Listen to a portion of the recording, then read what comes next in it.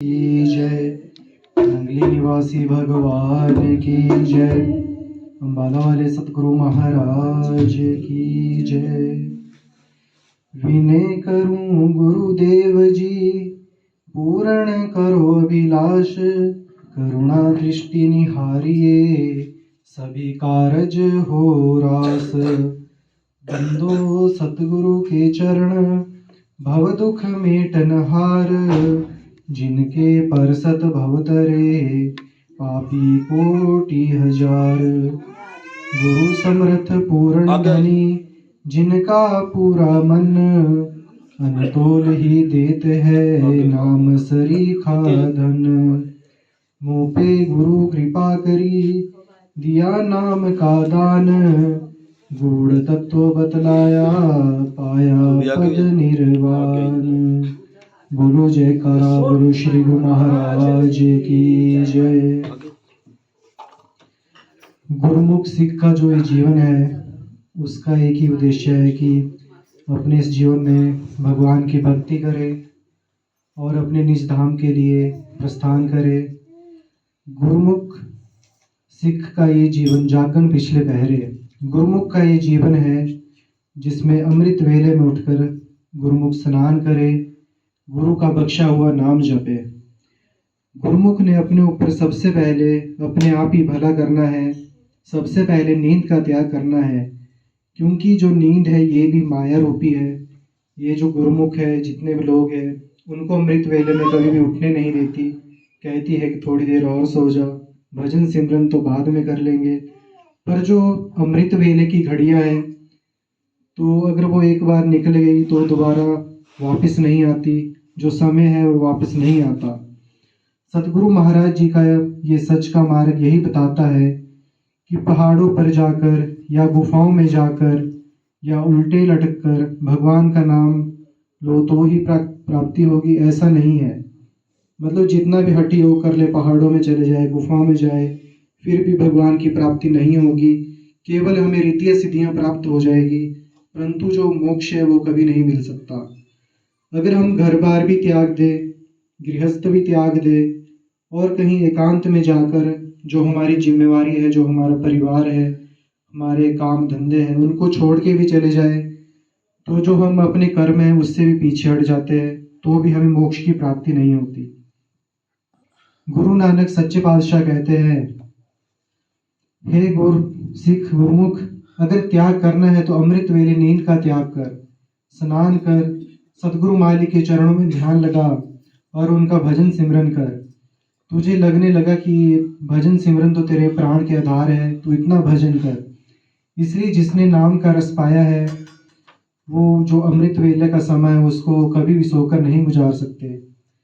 धन धन बाबा आनंद सिंह जी महाराज कलेरा वाले, जो सुबह 3 बजे उठकर प्रभु का कीर्तन आरंभ कर देते थे, वे खुद 12:15 बजे ही स्नान करके गुरु नानक जी की सेवा में लग जाते थे। ठीक 3 बजे वे कीर्तन जो होते हैं उसको शुरू कर देते थे। जो उनके जो कीर्तन करने वाले अगर वो नहीं भी आते थे तो उनसे पहले वो खुद ही कीर्तन करना शुरू कर देते थे। कीर्तन की समाप्ति के बाद जितनी भी कीर्तनियाँ आती थी, लोग आते थे, तो उनसे वे पूछते हैं कि भाई आप इतने मिनट लेट हो गए, 5 मिनट लेट हो गए, आधा घंटा लेट हो गए। तो अब जो इसका हिसाब किताब है, 5 मिनट लेट आए हो, जो भी जितने मिनट लेट आए, तो उसका हिसाब किताब कौन करेगा? उस मालिक की दरगाह सचखंड में तेरे 5 मिनट कट गए हैं, या जितने समय तू लेट आए है उतना समय कट गया है, तो इसका देना अब कौन करेगा? तेरे 5 मिनट बिना जपे कट गए, उसका मोल कौन चुकाएगा? हमारा जीवन, जितना भी जीवन है, वो सोकर ही बीत जाता है, हमें कोई ख्याल तक नहीं आता। हम भूल चुके हैं कि हम कहाँ से आए हैं और कहाँ हमें जाना है। जो अमृत वेले नाम जपते हैं, नाम का रस पीते हैं, उसका आनंद तो वही जान सकता है जिसने अमृत वेले में उठकर प्रभु का नाम सिमरन किया है और जो रस उसको प्राप्त हुआ है। जिसको एक बार अमृत वेले का रस प्राप्त हो जाता है तो इस समय को कभी सोकर नहीं बर्बाद करते, वे उठते हैं और प्रभु का भजन सिमरन करते हैं। तो जितने भी भक्तजन हैं, तो वे बोलते हैं कि मिठे लग दे गुरु जी तेरे बोल, वेले अमृत दे, सदा रहिए तेरे चरणा दे कोल, वेले अमृत दे। जिसको अमृत वेले में भजन करना अच्छा लगने लगा है और उसे सच्चे नाम की भूख लग गई है, उनके परमार्थ में सतगुरु गुरु महाराज बरकत डालते जाते हैं, उनकी झोलियां भरते जाते हैं। जितने भी रहमतों के खजाने हैं वो उनको मिलते जाते हैं। जिसको नाम की भूख ही नहीं लगी है, जिसके अंदर नाम का प्यार ही उत्पन्न नहीं हुआ है, वो सतगुरु से कभी नहीं मिल सकते और मिलेंगे भी कैसे। जो अमृत वेले सतगुरु का भजन नहीं करता, जो अमृत वेले से प्यार नहीं करता, वो गुरुमुख कैसे बन सकता है। गुरु ने हमें सच्चे नाम की बख्शीश की है, हमारे अंदर अमृत रूपी नाम का बीज डाला है, जिसे भजन सिमरन द्वारा हमें रोज इसकी देखभाल करनी है, इसकी सिंचाई करनी है, ताकि जो नाम रूपी बीज हमारे अंदर प्रकट हो और हमारा मन निर्मल होकर परमात्मा के साथ जुड़ सके, रोज सचखंड पहुंच जाए और अपने जो रज रज के श्री गुरु महाराज जी का दीदार करे, अपने परम पिता का दीदार करे, सतगुरु महाराज के दर्शन पाए। कबीर साहिब जी कहते हैं, कबीर मन निर्मल भया जैसे गंगा नीर, पाछे लागो हर फिरे कहत कबीर कबीर। अमृत वेले जितना नाम जपोगे उतना ही सतगुरु के नजदीक होते जाओगे। जिनके परमार्थ में गुरु ने बरकत डाली है, उन्होंने अपना जीवन सोकर नहीं जाकर गुजारा है। उन्होंने अपना जीवन नाम दान और जो स्नान सुबह उठ के करते हैं उसको ही अपना जो एक उद्देश्य बनाया हुआ है कि सुबह उठना है, नाम जपना है। गुरुमुख का यही जीवन है कि जागन पिछले पहरे, अमृत वेले जाकर जो नाम जपते हैं और फिर जो रस आता है, ये तो गुरुमुख जो नाम जपता है उसी को ही पता होता है। दिन को जैसे जैसे सूरज की किरणें फैलती जाती है, वैसे वैसे हमारा मन भी पूरे संसार में भटकने लगता है, भागने लगता है। नए नए काम हमारे को याद आते हैं कि ये भी काम करना है, वो भी काम करना है, कल ये करना है, तो हमें भविष्य की चिंता भी होने लग जाती है। अमृत वेले में हमारा मन एकाग्र होता है, क्योंकि पूरी रात आराम करने के बाद हमारी सूरत मस्तिष्क के पास सिमट जाती है, जिसे हम 10वां द्वार भी कहते हैं। और सुबह अमृत वेले में उठकर शरीर की सारी थकावट और विचार भी शून्य होते हैं, जिससे हमारा मन एकाग्र होता है और जो हमारे शरीर के अंदर जो रूह फैल जाती है, तो सुबह अमृत वेले भी एक जगह सिमटी हुई होती है 10वें द्वार के पास। तो अगर उस वक्त उठ के हम भजन सिमरन करते हैं तो हमारा मन भी लगता है और हमें रस भी आता है। जैसे ही हम भजन में ध्यान लगाते हैं तो अमृत वेले में नाम चुंबक की तरह मन को पकड़ लेता है, क्योंकि अमृत वेला नाम जपने के लिए ही बना है, ये सोने के लिए नहीं बना है। इस समय नाम जपने से लाख गुना फायदा होता है, इसलिए गुरु ने हमें अमृत वेला बख्शा है, बख्शीश की है अमृत वेले की। क्योंकि जो अमृत वेला है ये नाम के लिए बख्शा गया है। किसी ने जितनी भी रिद्धि सिद्धि प्राप्त की है, नाम के द्वारा किसी ने मोक्ष प्राप्त किया है, तो वो अमृत वेले से हमें मिला है। क्योंकि अमृत वेले में हम जितना भी नाम जपते हैं उसका हमारे को लाखों गुना फल जो उसका मिलता है।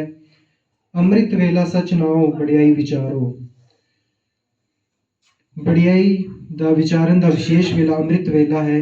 इसलिए गुरुमुखा ਨੂੰ अमृत वेले में उठना अच्छा लगता है। गलत काम गलत आदतें आत्मा को कलंकित करती है और नाम भी छूट जाता है। आत्मा जो नाम जप करके थोड़ी सी चढ़ाई करती है वो भी नीचे वापस उसी स्थान पे गिर जाती है। तो बुरी आदतों का हमें त्याग करना चाहिए, श्वास को अच्छी जगह लगाना चाहिए, तो लोक परलोक भी हमारा सुधर जाता है। हमें मालिक की दरगाह में जाना है, इसलिए हमें हर समय भजन सिमरन करते रहना चाहिए। किसी ने संसार में कुछ भी हासिल किया है तो केवल नाम जप करके ही पाया है। सतगुरु का जहाँ सतगुरु का सिमरन है वहाँ पे सब कुछ है। जहाँ नाम नहीं है, परमेश्वर की बंदगी नहीं है, भक्ति नहीं है, चाहे वहाँ संसार की सारी वस्तुएं भी हो तो भी उन्हें सुख चैन नहीं होता। नाम से ही मनुष्य को संतुष्टि मिलती है। सबको जो कुछ मिला है प्राप्त हुआ है वो केवल नाम जप के ही हुआ है। कबीर जी को सेवकों ने विनती करी, महाराज जी परमेश्वर का नाम कैसे जपा जाए। कबीर जी कहते हैं कि नाम जपो जी ऐसे ऐसे, ध्रुव प्रहलाद जप्यो हर जैसे। ऐसी मिसाल पैदा करके हमें नाम जपना चाहिए जैसे ध्रुव और प्रहलाद जी ने की थी। नाम जप कर संसार के जितने भी राजपाट है, सुख भोग है, जितने भी चैन है वे हमें मिलते हैं और हम अटल प्राप्ति को पति को प्राप्त होते हैं। कहते हैं कि ध्रुव तारा एक जगह खड़ा रहता है, सारे तारे उसकी परिक्रमा करते हैं। ये पदवी उसे नाम के प्रभाव से ही मिली है। जो अमृत वेले उठकर नाम जपते हैं उसका लोक परलोक सुधर जाता है। कहीं जाने की जरूरत नहीं है, घर पर बैठकर ही भजन सिमरन का अभ्यास कर सकते हैं।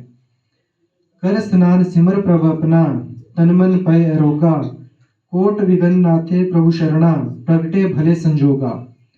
नाम से तन निरोग तथा मानसिक बीमारियों की भी निवृत्ति हो जाती है, समाप्त हो जाती है। धर्म शास्त्र में तन और मन को निरोग करने के लिए 1,00,000 मंत्र लिखे हुए हैं। 4,000 मंत्र तीर्थ स्नान के लिए लिखे हुए हैं। 16,000 मंत्र इस शरीर को निरोग रखने के लिए, 80,000 मंत्र इस मन को निरोग रखने के लिए, अपने कंट्रोल में रखने के लिए लिखे गए हैं।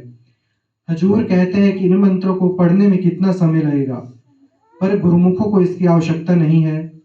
अमृत वेले में जाकर स्नान करके प्रभु के नाम का सिमरन करो, जिससे मन तन भी निरोग हो जाएगा।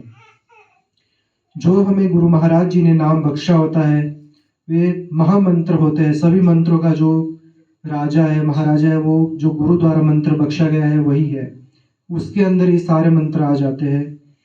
भजन नाम का धर्म है। यदि कोई नाम जपेगा तो पापों को काटकर, पापों को जलाकर उसका जो भजन है, नाम है, पापों को नाश कर देता है। जिस तरह आग का धर्म है, कोई प्यार से छुए या गुस्से से, तो आग का काम है उसे वो जला ही देती है। जलाना उसका धर्म है। इसी तरह गुरु के नाम का धर्म है पापों का नाश करके, मन को पवित्र करके मोक्ष प्राप्त करवाना। गुरु का नाम कल्याण रूप है। नाम भजन क्या क्या काम करते हैं ये आपके सामने है कि ध्रुव और प्रहलाद का नाम जिस प्रकार उन्होंने भक्ति की तो उनका भी उद्धार हुआ है और उन्होंने अटल अमर पदवी पाई है। जिसे कोई भी आदर नहीं देता था, कोई भी प्यार नहीं करता था, तो उनको भी भगवान के चरणों में जो स्थान प्राप्त हुआ है। भक्त नामदेव जी के बारे में भी आपने सुना है कि उन्होंने भगवान का नाम लिया था, भगवान का सिमरन किया, तो जो भगवान है वो साक्षात में उनके सामने प्रकट हो गए थे। वो सबसे ऊंचा, सबसे सोचा, जिसके हृदय वस्या भगवान। नामदेव जी ने भगवान का नाम जपा और उन्हें भी परमेश्वर की प्राप्ति हो गई। शैन भक्त के बारे में भी बड़ी इनकी ख्याति है कि इन्होंने भी भगवान का जो संतों की सेवा की थी। एक दिन शैन भक्त के जो हृदय में विचार आया कि अगर मैं भी भगवान का नाम जपूं तो मेरा भी जीवन सफल हो जाएगा। तो जो शैन भक्त थे वो राजा के पास नौकरी करते थे। तो एक बार क्या हुआ, उनके घर में संत मंडली आई। तो शैन जी की ड्यूटी जो राजा के पास थी, तो उसका टाइम हो रहा था। तो यहाँ संत मंडली आई हुई थी। तो वे सोचते हैं कि संतों की सेवा छोड़कर राजा के पास काम करने चला गया तो ये संतों की सेवा का सौभाग्य इस जीवन से पता नहीं कब प्राप्त होगा, इस जीवन में ये भाग्य मिलेगा भी या ना मिले। अगर राजा के पास ना जाऊं तो राजा सजा भी देगा और नौकरी से भी निकाल देगा। पर गुरुमुखों का मन इतना निर्मल होता है। तो उन्होंने क्या किया, जो शैन भक्त थे वो संतों को मानते थे, भगवान को मानते थे। उनको पता था कि संत भगवान का ही रूप होते हैं, साक्षात भगवान ही होते हैं। तो उन्होंने अपने जितने भी काम धंधे थे तो उनको छोड़ दिया। परंतु जो संसारी जो फंसे हुए लोग होते हैं वो क्या करते हैं, अपने कामों को प्राथमिकता देते हैं। तो बोलते हैं कि अगर आज सत्संग भी नहीं जाएंगे तो कोई बात नहीं। पर जो रब के प्यारे होते हैं वो सबसे पहले वो रब के सिमरन को देते हैं। शैन भक्त कहने लगा, राजा सजा देगा तो कोई बात नहीं, नौकरी से निकाल देगा तो ये भी मंजूर है। पता नहीं कब संतों की सेवा का फिर भाग्य प्राप्त हो। और वे संतों के कीर्तन में जुड़ गए। भगवान ने शैन भक्त का रूप बनाकर उसके बाद खुद ही राजा की सेवा में चले गए, उनकी नौकरी करने चले गए। तो जो शैन भक्त थे वो अपने पूरे तन मन से संतों की सेवा घर पे करने लगे। उन्होंने अपनी नौकरी का ख्याल जो अपने मन से निकाल दिया। उन्होंने सोचा कि चलो नौकरी जाएगी तो कोई बात नहीं, फिर से नौकरी कर लेंगे। तो जो भगवान थे उन्होंने क्या किया, वो शैन भक्त के बदले राजा के पास चले गए उनकी नौकरी करने। तो जैसे ही अब राजा को बहुत बड़ी बीमारी थी, एक कोढ़ की बीमारी। तो जैसे भगवान उनकी शैन भक्त वहाँ सेवा करते कि राजा की मालिश भी करते थे। तो भगवान जैसे ही शैन भक्त का उन्होंने रूप बनाया और राजा की वो मालिश करने लगे, तो जैसे ही राजा के उन्होंने हाथ लगाया तो जो उनकी कोढ़ की बीमारी थी वो बिल्कुल सही हो गई। तो उसके बाद जो भगवान शयन भक्त का रूप लेके वहाँ पे गए थे वापस, वो वहाँ से अंतर्ध्यान हो गए। तो राजा थोड़ी देर बाद सोचने लगे कि मेरे शरीर में जो कोढ़ की बीमारी थी वो तो अब ठीक हो गई है। तो राजा सोच रहे थे कि जब शयन आएगा तो उससे जो भी मुंह मांगे इनाम वो मांगेगा उसको दे दूंगा, इसकी पदोन्नति भी कर दूंगा। जब दूसरे दिन शयन जी सिर झुकाकर राजा के पास आए तो उन्होंने सोचा आज तो राजा मुझे दंड देंगे, नौकरी से भी निकाल देंगे। तो राजा ने जैसे ही शयन भक्त को देखा तो उनको जोर से अपने गले लगा लिया और कहने लगा, शयन तूने रात को जो मेरी सेवा की है ऐसी कभी भी नहीं की। देख मेरे शरीर का रोग भी ठीक हो गया है, तेरे हाथ लगाते ही मेरा शरीर आरोग्य हो गया है। तू बड़ी अच्छी सेवा करता है और ना जाने कल तूने मेरी कैसी सेवा की है। ये बात सुनकर शयन भक्त की आंखों में आंसू आ गए और कहने लगा, महाराज जी, राजन मैं तो कल आया ही नहीं था, मैं तो कल अपने घर पे संतों की सेवा कर रहा था। शायद कल मेरे बदले जो संत भगवान है, जो मेरे प्रभु है, शायद ये उन्हीं की कोई लीला है, जो मेरे भगवान है वो ही मेरे बदले आपके पास यहाँ पे आए होंगे। तो इस प्रकार जब शयन भक्त ने भगवान के ऊपर विश्वास किया, संतों की सेवा की, तो भगवान ने खुद उनकी जगह जाकर उनकी जो नौकरी है उसको संभाला। तो उससे क्या हुआ, जो शयन भक्त थे उनकी भी बड़ी उपाधि हो गई और पूरे राज्य में शयन भक्त की भी जय जयकार होने लगी कि शयन भक्त जैसा तो इस दुनिया में कोई भक्त नहीं है। तो जो गुरु की बंदगी करते हैं, गुरु का नाम जपते हैं, उनके ऊपर विश्वास करते हैं, तो जो गुरु है उनका किसी न किसी रूप में आकर उनका साथ देते हैं। कई गुरुमुख ऐसे भी है जो अंत समय में उनके मुख से हमने सुना है, जब वो हॉस्पिटल में थे तो उन्होंने कहा कि नंगली वाले गुरु महाराज जी जैसे हम बिस्तर पे पड़े हुए थे तो सामने आकर हमें मार्गदर्शन कर रहे थे कि अब हमें आगे क्या करना है। तो गुरु महाराज जी जब भक्त किसी भी मुश्किल में हो, गुरुमुख किसी भी मुश्किल में हो, तो किसी न किसी रूप में वहां पे आते हैं या साक्षात रूप में प्रकट होकर अपने गुरुमुखों का मार्गदर्शन करते हैं, उनको सहारा देते हैं।